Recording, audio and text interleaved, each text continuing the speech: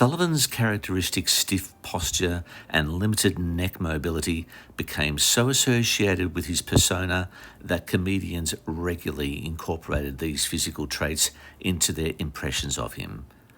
What viewers and impersonators may not have realised was that these mannerisms were not affectations but manifestations of ankylosing spondylitis.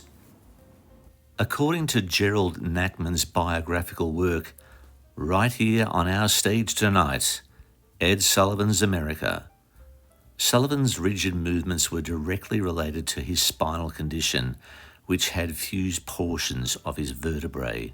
The physical demands of hosting a weekly live television show for over 2 decades, 1948 to 1971, would have presented significant challenges for someone with ankylosing spondylitis. Sullivan stood on stage for hours during rehearsals and broadcasts, introducing acts and interacting with performers despite the pain and fatigue that typically accompany the condition.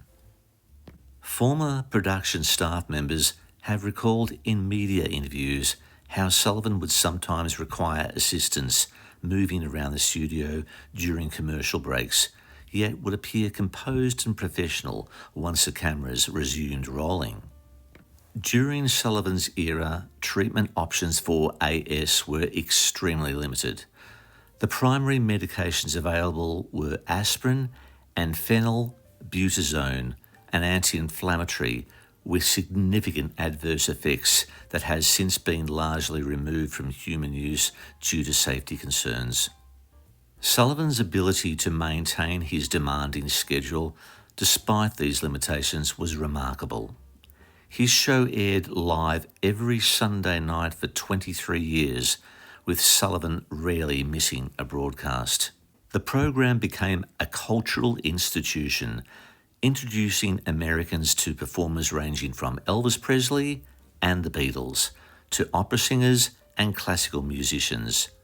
Throughout this period, Sullivan maintained a stoic public persona, rarely discussing his health challenges in interviews or public appearances.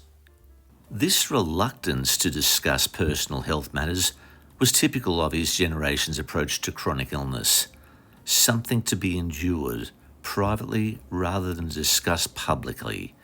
Nevertheless, his success demonstrated remarkable resilience as he built one of television's most influential programs while managing a progressive inflammatory disease.